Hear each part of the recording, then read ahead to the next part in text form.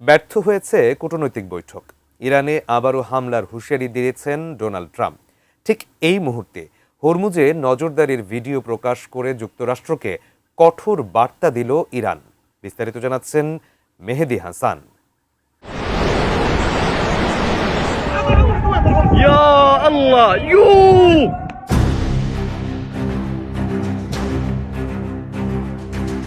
বিশ্ব জ্বালানি সরবরাহের অন্যতম প্রধান রুট হরমুজ প্রণালী, আর এই কৌশলগত পথ দিয়েই বাড়ছে ভূরাজনৈতিক চাপ ও অনিশ্চয়তা।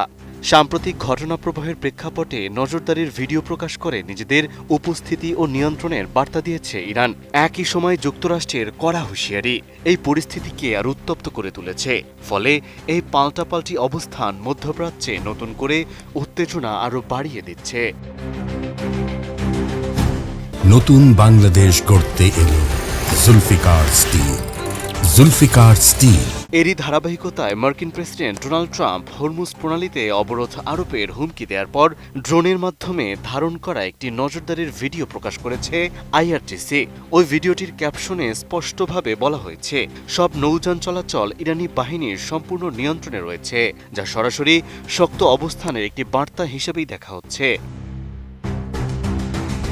ভিডিওটি প্রকাশের পরপরই আইআরজিসি নৌকমান্ডো সতর্ক করে দিয়ে জানিয়েছে, হরমুজ প্রণালী দিয়ে কেউ কোনো ধরনের তৎপরতা চালাতে চাইলে তারা বিপদে পড়বে। অর্থাৎ এখানে শুধু নিয়ন্ত্রণের দাবি নয়, বরং তার সঙ্গে সরাসরি প্রতিরোধের ইঙ্গিতও স্পষ্টভাবে তুলে ধরেছে তেহরান, যা পুরো পরিস্থিতিকে আরও সংবেদনশীল করে তুলেছে। এদিকে ইসলামাবাদে দীর্ঘ আলোচনার পরও কূটনৈতিক সমাধান না আসায় পরিস্থিতি আরও জটিল হয়ে উঠেছে।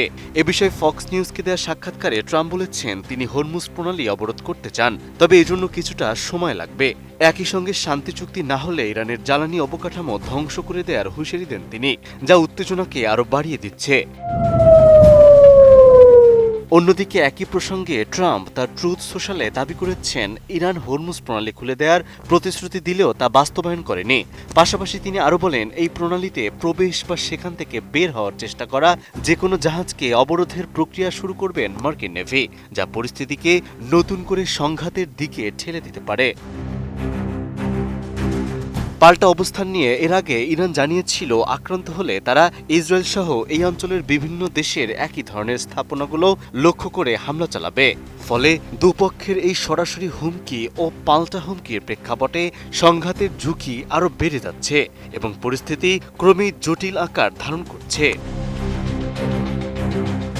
সবশেষে ব্যর্থ কূটনীতি, পাল্টাপাল্টি হুমকি এবং শক্তি প্রদর্শনের ধারাবাহিকতার মধ্যেই প্রশ্ন থেকে যাচ্ছে, এই উত্তেজনা কি শেষ পর্যন্ত আরেকটি বড় সংঘাতের রূপ নেবে, নাকি আবারও কূটনৈতিক পথেই সমাধান খুঁজবে সংশ্লিষ্ট পক্ষগুলো? Mehedi Hasan, ATN news.